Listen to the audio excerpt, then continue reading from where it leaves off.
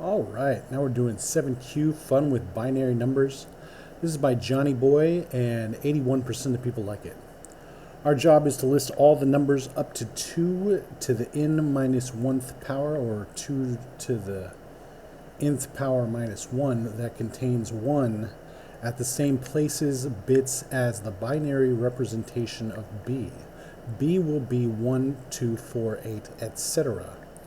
For example, solution 2, 4 will return 2, 3, 6 in all these because we're looking for anything that has a 1 in this 2 place, which will be all these, all right? And they turn out to be these numbers, all right? The numbers with a 1 in the 2's place are 2, 3, 6, blah, blah, blah, blah. All right, cool. And other examples are like this, all right? So basically what this is an exercise in using the bitwise AND operator, which returns a 1 in each position for which the corresponding bits of both operands are 1. Or ones, I should say. So this one, it would be 1 because there's a 1, because they only share the ones in the 1 place. You get what I'm saying? So since this one and this one aren't, since this one's a 0 and this one is a 0, these are zeros, and so it's just going to output 1. But that doesn't matter because we're not going to be using anything like 3. What we're going to be using is like 1, 2, 4, 8, you know, whatever, pardon me, like that. So it would be like more like 5 and 2, and we're going to run that, and 5 and 2 would be 0. What would be another one? 4, 2. Let's say 6. 6 and 2. Let's go there. 6 and 2, this should have a 1. No, 2. What? What? I don't get it. Oh, well, they still share a 1. How about 7 and 2? Let's try it. All right, 2. I guess that's the thing. What if it's 7 and 1? 1. Anyway, whatever. All right, so yeah, basically that's what we're going to do is use this bitwise AND operator. And I'll show you what we're going to do for that. First thing, we're going to declare an initial value. We're going to say let result equal an empty array. An empty array, all right? And we're going to do a for loop. We're going to iterate through an array that we make, sort of like that. We're going to send an index through space to 2 to the nth power, and then we're going to iterate through that, and if index and bitwise AND operator B is true, we're going to push that into this right here. So we're going to say for, and then we're going to say let index, let's call it iterator, current index iterator,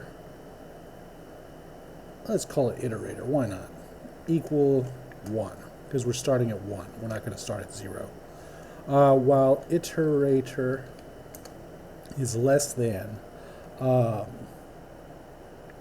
2 to the nth power, like that, we're going to say, I don't like that. That'll be good. All right. We're going to say iterator plus plus. All right. And then we're going to say if, and then we're going to do the iterator and the bitwise AND, and then we're going to say B, because it's going to be like 2, 8. I mean, if it's 32 or anything like that, it's going to be not in there, because I think that's not a thing. But whatever, that's just how this is going to work. Iterator and bitwise AND B both exist. If that exists, if that's true, I should say, we're going to say result dot push iterator. All right, and then we're going to say return result. Hopefully this works. All right, cool, it did.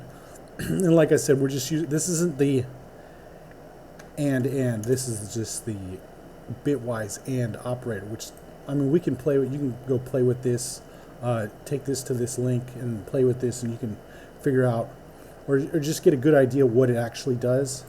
And that's basically what we're doing on this. So let's attempt it and see how fast this was.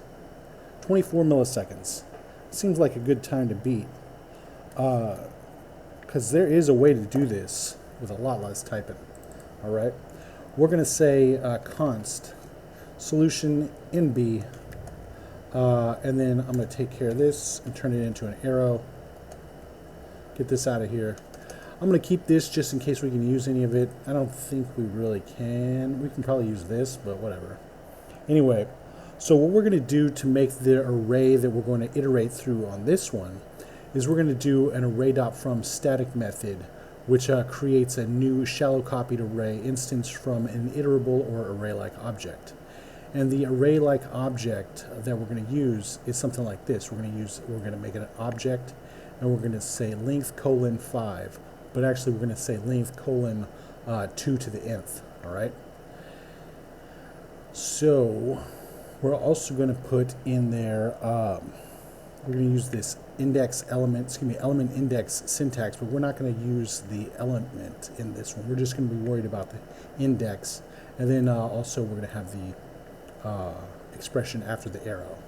So let's do that.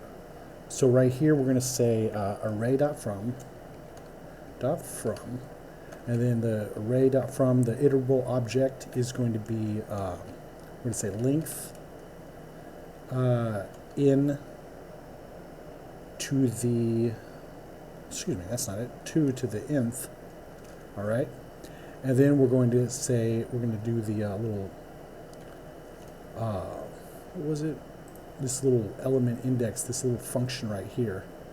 And we're going to say, we don't need to worry about the element, we're just going to have that little space right there, and then we're going to say index right here, and that like that.